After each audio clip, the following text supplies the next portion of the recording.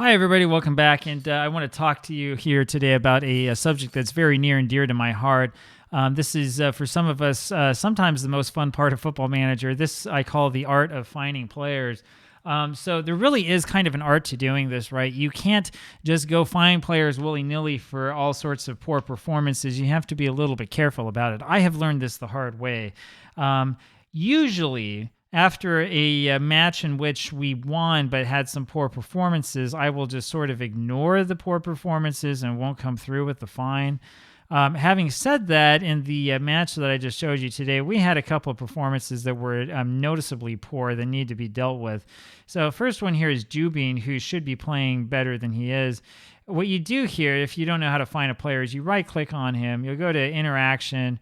Usually you can go to Discipline Player 4 and then Poor Performance. This is right after a poor performance.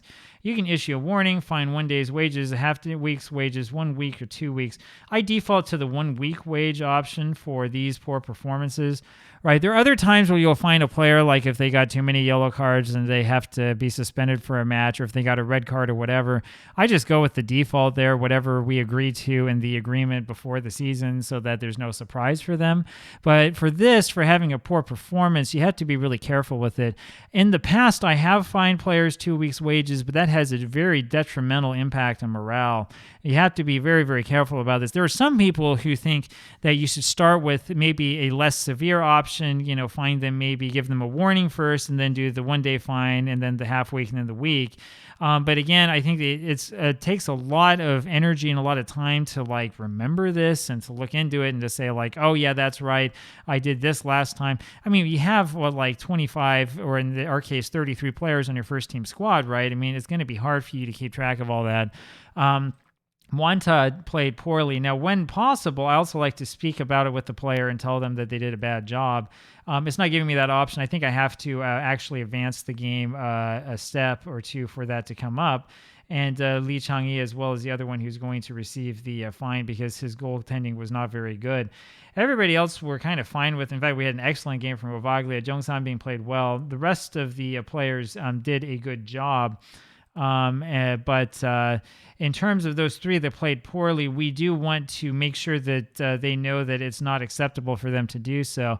Now, I'm going to show you what happens here as we advance one step once the game sort of wakes up and figures out what we're doing. And the reason why is because I'm a little bit curious to see what's going to happen with Sufanat Manta, who came up to me after our video yesterday and told me that he too wants to have more playing time. This is what happens when you try to rotate. You try to rotate and do the right thing for the players and for their what they can stand and what they can handle, and they wind up getting really upset with you because they're not playing every single match. So there you have it. Plays with dramatic win. We did lose Joao Victor for about 4 weeks. It's not a big deal. And look at this. Jubin accepted his fine and he apologizes. Sufanat Mwanta accepts his fine. He didn't make any comment. And Lee Chang-yi accepted his fine without any comment. That's what we want to see. What that tells me is that while this might have some sort of impact on the happiness, it's probably not going to have a huge impact. There's nothing on here saying that he's really upset about not being about being fined or anything like that. And that's the thing that we want to sort of stay away from. So Mwanta wants to play in the match against Heilongjiang Ice City, which comes up here in a couple of days, like 3-4 days, right? We will have him start regardless of his fitness level because he's going to be a baby about it otherwise. But we do want to keep an eye on that as well. That's sort of the secret that I've discovered when it comes to finding players, right? One of the things that I want to remind you about, and this is a problem that I think the best of us even have. One of the things you have to remember is that you don't want to start finding players just because you're upset, right? The fact that you lost a match that you feel like you should have won does not mean that it's right for you to get really upset and to start throwing the bottle around when you're talking in the after game meeting or do all sorts of stuff like that. It does make you feel better. Trust me, I've been there, right? After the team played horribly, it makes you feel better to think, well, I'm really scolding these players and I'm telling them off and all this stuff, and I'm going to fine every poor performance with 2 weeks and all this other stuff.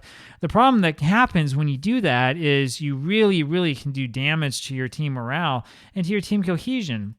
And that's something that you want to avoid damaging as much as you possibly can. You need to do something, because if you do nothing, chances are that these players, especially the ones that are paid highly, will start to figure that they can perform however they want, and they'll perform badly, and you'll start to run into other issues with your squad, with squad discipline and the like. But at the same time, you want to make sure that you don't go like way too overboard. If you go way too overboard with this stuff, everybody will be mad with you, and then this game will become very, very difficult to play and incredibly frustrating. So overall, I mean, that's sort of my opinion on this. I'd love to know what other people do for this. Now, I'll take a quick look here again, since we did advance the game, and just see if we can speak about this with him. We can criticize Monta's last game and say you squandered a lot of chances. Talking with players like this actually is a good thing to do, believe it or not, even if you just find them for this, because you're interacting with them. And in many cases, they want you to interact with them. And so we tell them, I don't know what I told them, his passing wasn't good enough. There are some people who play this game who will look very, very carefully at the match stats and then figure out exactly what it was that they did wrong, right? I just usually go with kind of what the default is, what the easy thing is to do, because for me, usually it works. You can do it however it is that you want. Make sure, though, that you do have those interactions with players, right? As I've talked about before, the relationships you have with your players in Football Manager, whether you like this concept or not, really, really is important. It's important for you as a virtual manager of this team to have good relations with your players.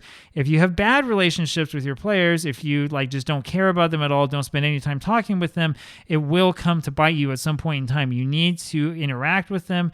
You need to maintain good relationships so that when there's a problem that comes along or whatever happens, you can convince them not to get too upset about this, and you can help protect the cohesion and morale of your team.